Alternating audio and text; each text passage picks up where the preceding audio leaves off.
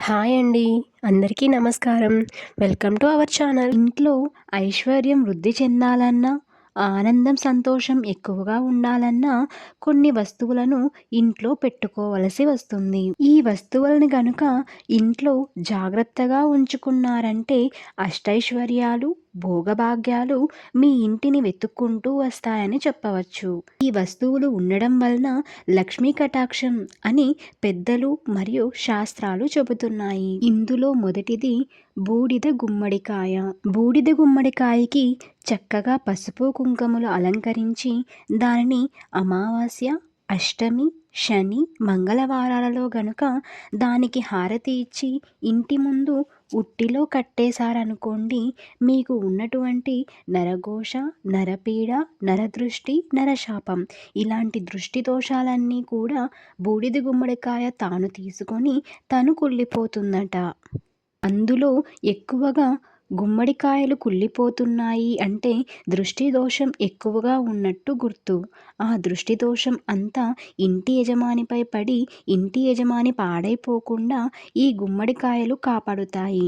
అవి పాడైపోతాయి. అందుకే గుమ్మడికాయలు ఎక్కువగా కుళ్ళిపోతే మీకు చాలా మంచిది అన్న విషయం గుర్తుపెట్టుకోవాలి. అందులో రెండవది పీచు తీయనటువంటి టెంకాయ. పీచు తీయనటువంటి టెంకాయని దేవుడి గదిలో ఎర్రటి బట్టలో కట్టి పెట్టుకోవాలి. అలా పెట్టుకోవడం వలన మీకు ఉన్నటువంటి దృష్టి దోషాలన్నీ తగ్గుముఖం పడతాయి. కొబ్బరికాయ అంటే పూర్ణ ఫలం అంటారు. ఇలా సంవత్సరానికి ఒకసారి పాత టెంకాయని తీసివేసి కొత్త టెంకాయని ఎర్రటి బట్టలో చుట్టి దేవుడి గదిలో పెట్టుకోవాలి. మూడవది జమ్మికర్ర. ప్రతి ఇంట్లో కూడా జమ్మికర్రను ఉంచుకోవాలి. జమ్మికర్ర శనిగ్రహ దోషాలన్నీ తొలగించి ఇంట్లో ఉన్నటువంటి దరిద్రాలన్నీ తొలగించి ఇంటికి ఐశ్వర్యం కలిగిస్తుందంట. నాలుగవది పాదరసం.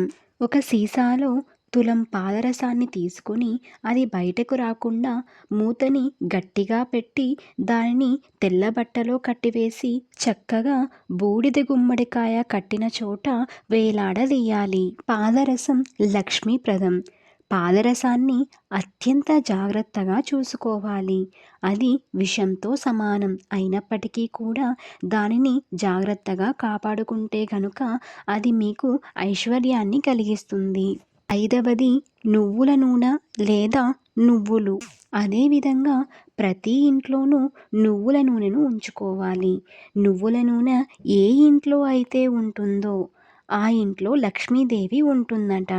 కొన్ని నల్ల నువ్వులని చిన్న సీసాలో తీసుకొని దానిలో 2 కర్పూర బిళ్ళలు వేసి దేవుడి గదిలో పెట్టుకోవాలి. ఇంట్లో కొన్నైనా నల్ల నువ్వులని ఉంచుకోవాలట.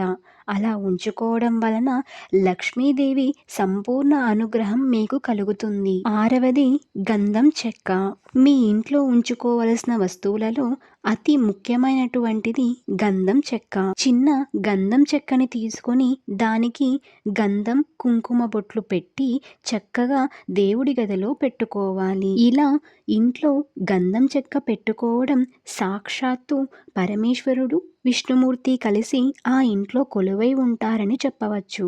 ఏడవది దర్బలు. పండితులు శుభ అశుభాలకు వాడతారే ఆ దర్బలు. అవి కూడా ఎండినవి. ఎప్పుడూ కూడా ఇంట్లో ఉంచుకోవాలట.